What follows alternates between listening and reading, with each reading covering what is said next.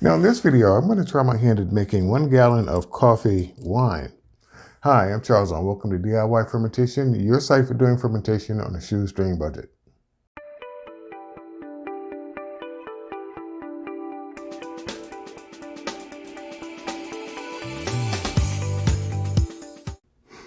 Now, before we begin, I'd like to give a special shout out to William Gallup for the donation to the camera fund, trying to replace my cell phone with a real camera.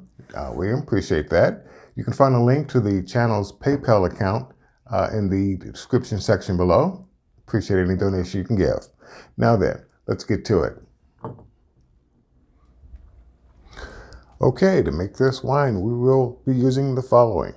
We're going to be using 1 cup of coffee beans, not ground coffee, but coffee beans. We're going to be using up to 4 cups of brown sugar, light or dark, that's your choice. We're going to be using, in my case, Premier Blanc Red Star yeast. If you're a Lavin user, that would be EC118 in your case. We're going to be using 1 black tea bag for our tannin substitute.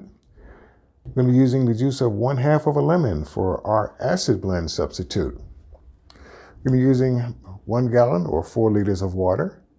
We need something to do primary fermentation in. Air liquid stopper. Hydrometer, if you want to measure how much alcohol your wine is capable of becoming. And in my case, I'm using Star Sands to sanitize all of my utensils, pots and pans, glassware, and things like that.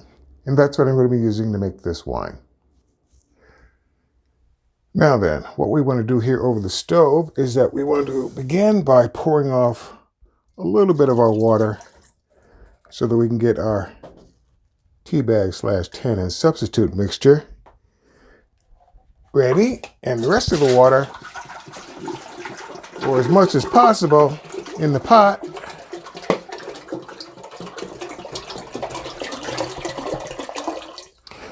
And this is just filtered water. You can use whatever water you consider to be appropriate. We want to bring our teabag mixture up to a simmer, and we want to get our rest of our water up to a boil. All right, now that our water's come up to a good boil, what we're going to do now is that we want to add in our brown sugar.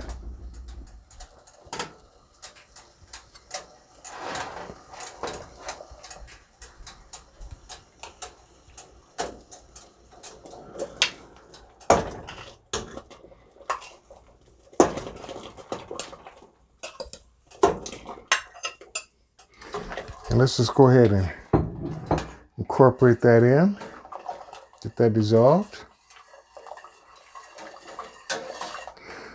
which does not take long at all. Next thing we want to do is go ahead and add our coffee beans,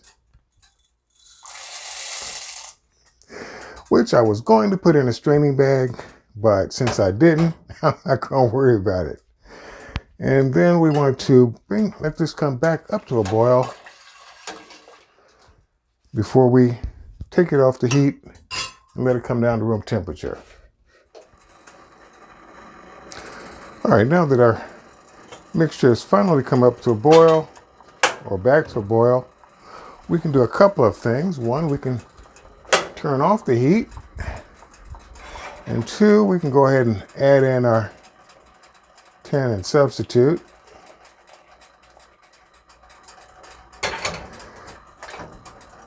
Go ahead and put the cover back on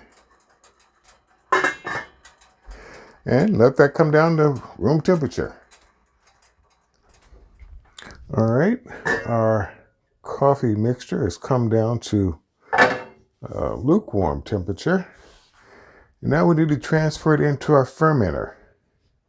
And now, this is when I regret not having used the straining bags in the first place, because now I've got to strain out the coffee beans.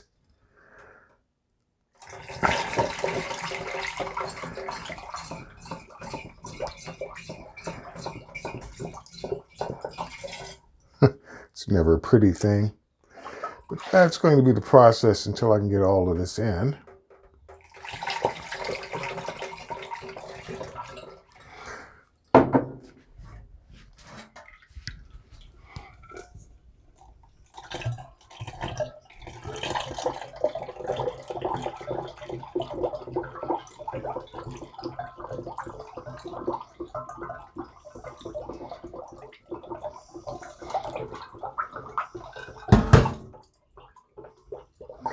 All right, that is that. What I need to do now is to slice up our lemon / acid blend substitute. Let's go ahead and get that in the mix.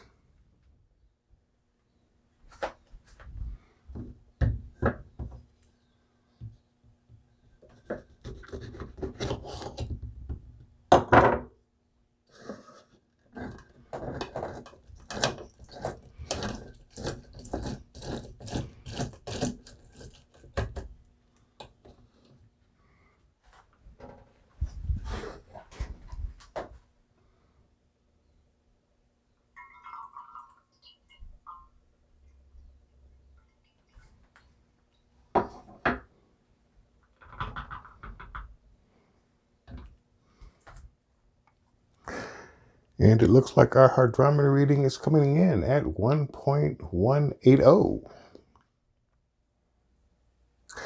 Now, before I add my yeast, I want to give my basically sweetened coffee one last little shake.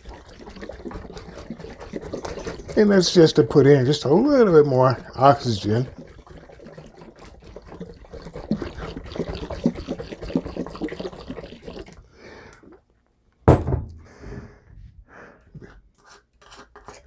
And with that having been done, all I need to do is, pardon me, go ahead and add our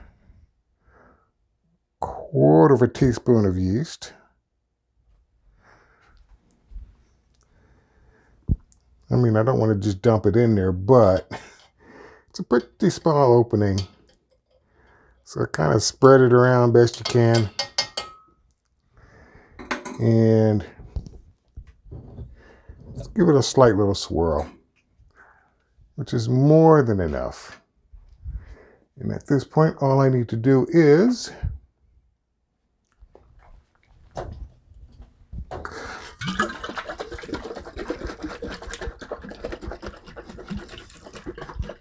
all right, I've taken the opportunity to give it one last good shake.